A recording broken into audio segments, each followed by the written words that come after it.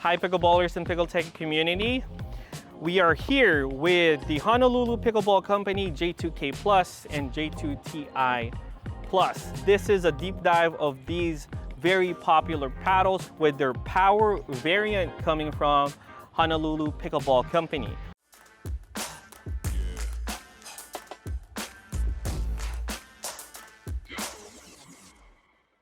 By the numbers, the J2K Plus has a swing weight of 114, twist weight of 7.0, and a static weight of 8 ounces.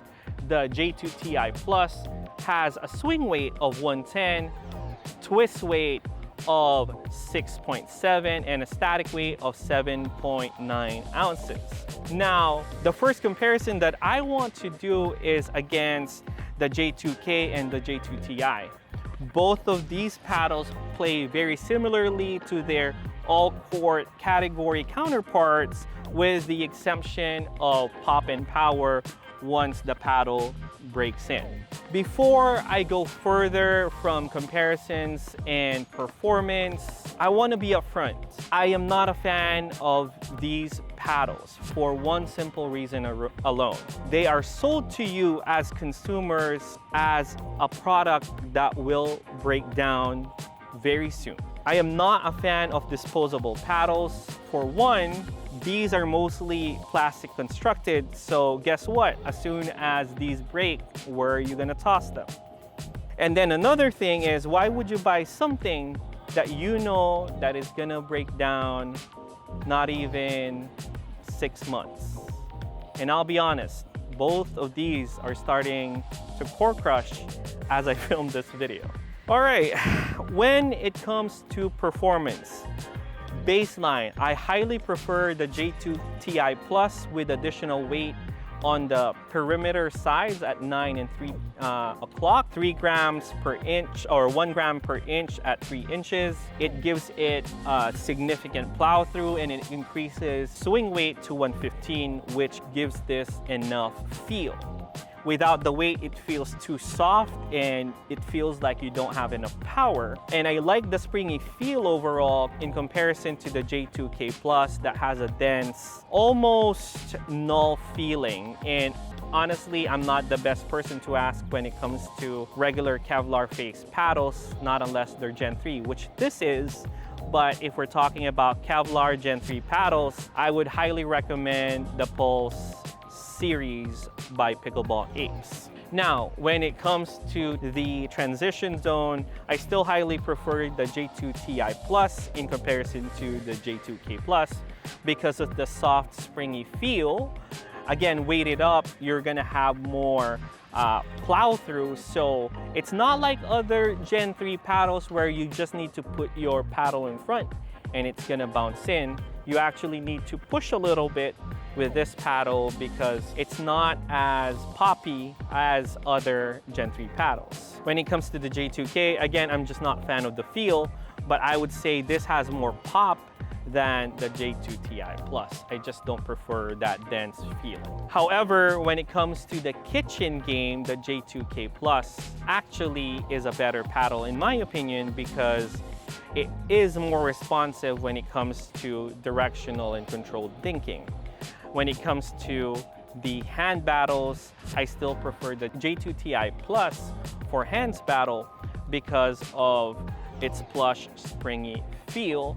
And again, weighted up, you're gonna get more plow through as you punch or counter the speed ups.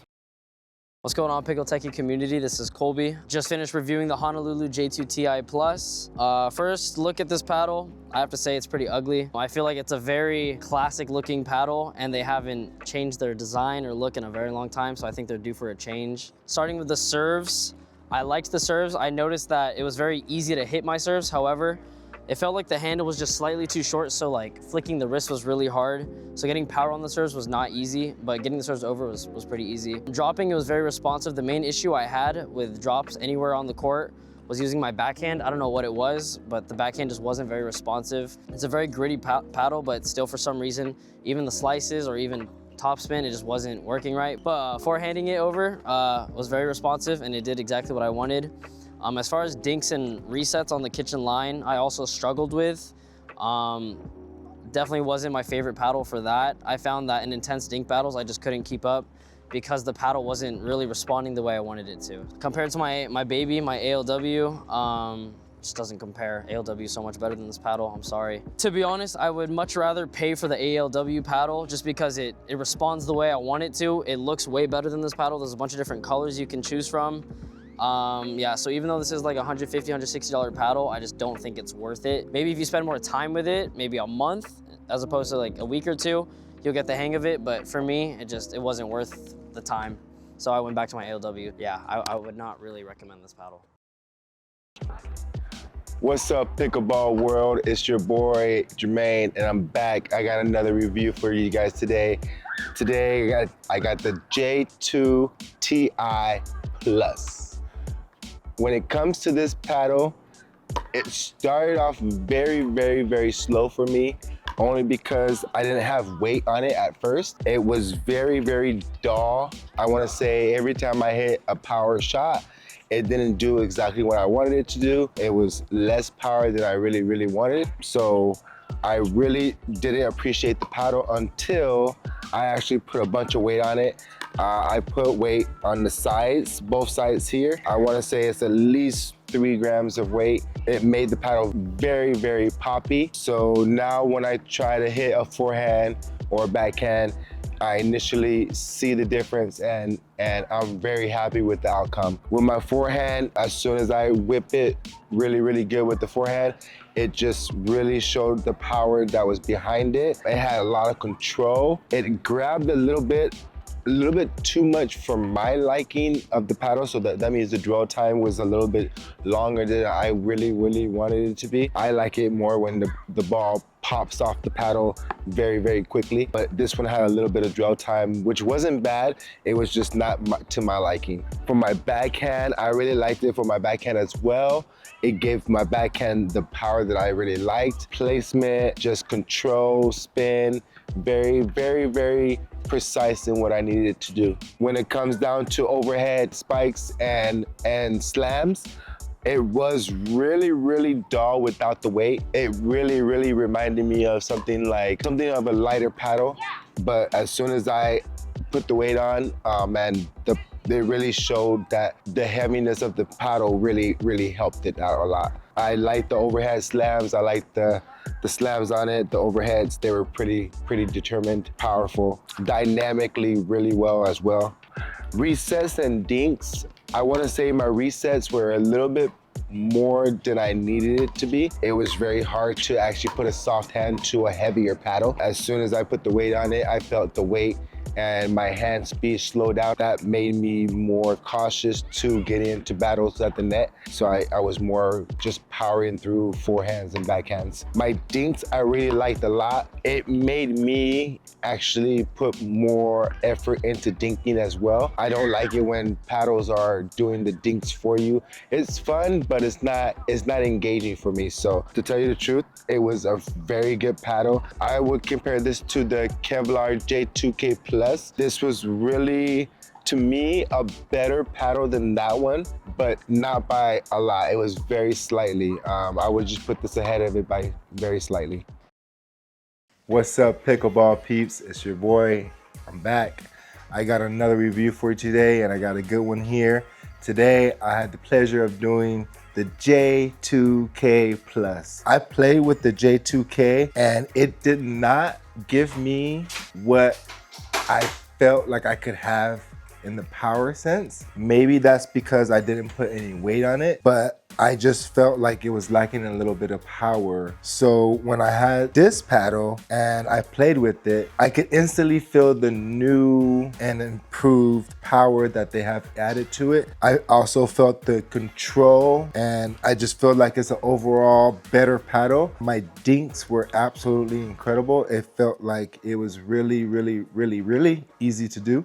When it came to my forehand, I felt like the forehand had a little bit of pop to it, but like I said, if I would have added some weight, maybe it would have been better. I messed up, I should have did that. The power in my forehand was pretty acceptable. It wasn't the best that I've had so far, but it was enough that I enjoy playing with the paddle. I really didn't like my backhand too much with it, only because of the power that was coming off of it. It felt like a little less poppy than most paddles that I've used recently, but the softness of the paddle was incredible. The dinks, the control, the resets, I really enjoyed that aspect of the paddle. It really came through, and when I got in battles, kitchen battles, it really came through for me. I really didn't have to do too much work. I really just put the paddle there and it did the work for me. Compared to the Nexus, you guys need a lot of work. My Nexus, it's one of my favorite paddles right now still. Comparing this to this, I wish I did have a little bit more power, but all in all, it is a great paddles for beginners, for people that have been playing for a while. Yeah, no, it's an all-around good paddle. All right, overall, do I recommend these paddles? As I've said in the beginning of the video, I do not. Even with Pickle Techie code, $165, discounted down to $150 something. It is really difficult to recommend. If you are going to buy this, I'm assuming you just want to support Honolulu Pickleball Company, which is a very good company overall. Again, this is the first time that I'm questioning this company for selling a product that is guaranteed to break. Now for $165, what else can you buy if you just want power and pop? Honestly, that is a very difficult discussion because the shape of the J2 line is what makes it popular. Amazing stability with decent swing weight is what makes this popular. Now, if I'm being realistic, are there power paddles that would rival this at that price? Yes, there's a number of power paddles out there that could come close to this. Special shout out to a local company here in Southern California, Picklin Electo 3, are Kevlar face paddles that are comparable to the J2K Plus at $120. Now, when it comes to a titanium carbon fiber blend, 3rd gen, you are looking at the Nexus Pro Star, which is a little bit heavier. Let's be honest, a lot heavier because it's elongated. But again, I haven't experienced that faster core degradation in comparison to J2K and J2Ti Plus. For additional context, we've been playing with these paddles for over a month, and it only took that long before you start hearing the core crush begin. So that is it for the Honolulu Pickleball Company J2K Plus and the J2Ti Plus. We'll catch you on the courts.